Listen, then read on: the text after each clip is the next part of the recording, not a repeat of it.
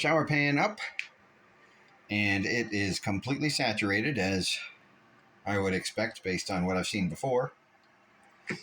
This is the shower pan in pieces, of course. It's about an inch and a half thick. I don't know what kind of material it is. I guess it's some kind of concrete, but certainly doesn't have any aggregate in it. And it's brown, but it is completely soaked. And next is to finish removing all this frame and the pan and the liner, and then we got to figure out where we're going to run the lines.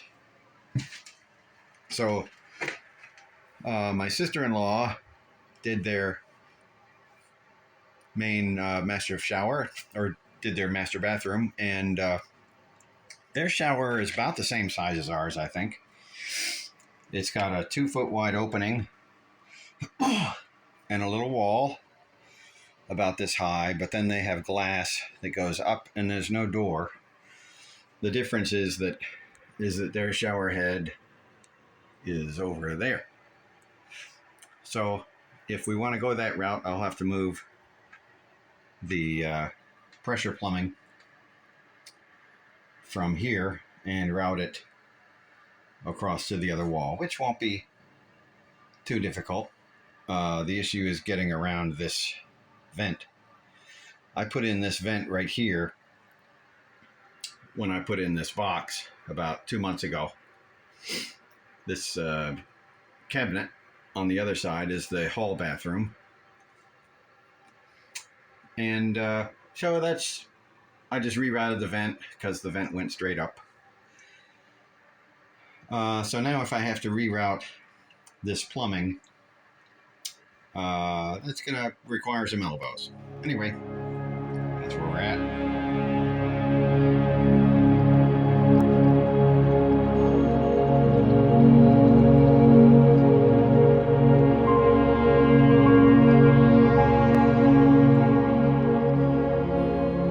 All right. I thought they did a good job right up until now. So, you know what the point of these nail plates is? Let's see.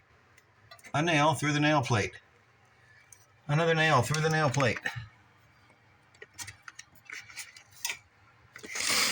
They almost hit the pipe. You know, these nails aren't that long, but you know what? If you take a nail and you measure, that's how far it would have gone in. Good job, guys. There's another nail here. There's a nail there through the nail pipe, or the nail plate. Oops.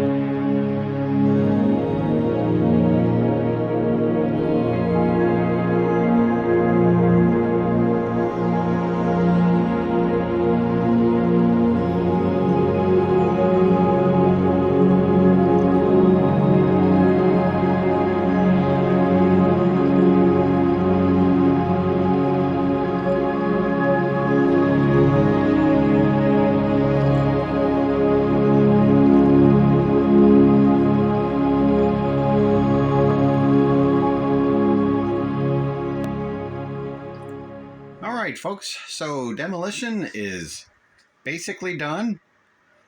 I've removed all the tile, the floor pan from the shower, the seat, the wall that was right over here, all the wallboard along the outside wall here.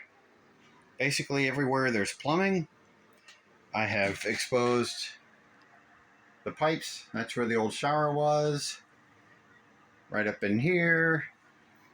And basically gotten everything cleaned up except a final shutting off the pressure lines. So because we had, you know, these valves are horrible, they were leaking. So that's how much water was leaking out of this valve alone. for the last, I guess, week. And then even this shower was leaking a little bit over the last couple days. You can see some moisture there on the floor from when I ripped up this around this drain. So today I'm going to establish the valves here that will be for the final replacement of this valve here. To turn this on and off, because there is no other way to turn it off, these guys run down and horizontal, and this is the supply for the other bathroom on the other side of this wall, but there's no way to turn this off. So I'll be putting in some real decent valves in here, kind of like these over here. And but first I'm going to cap them off with caps, and then we'll begin ripping up the floor to see what the plumbing is underneath. I'm very suspicious of it. Anyway, that's where we're at.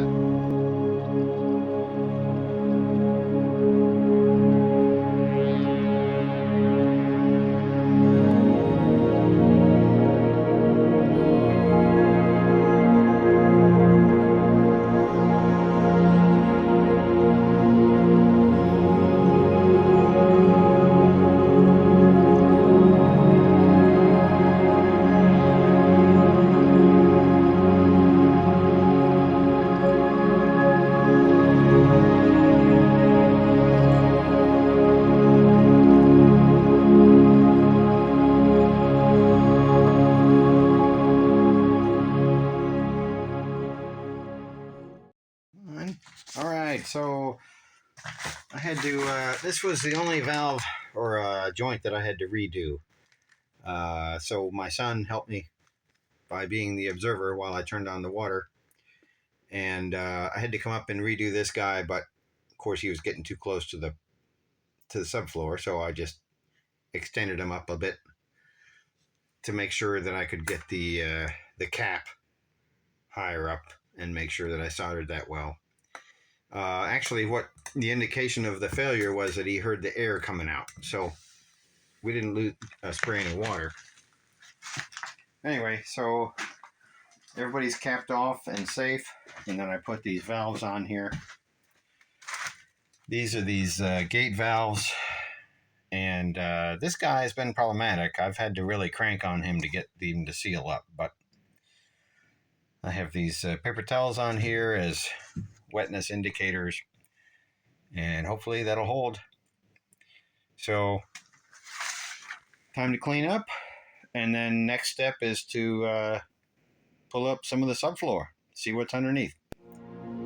Thanks for watching.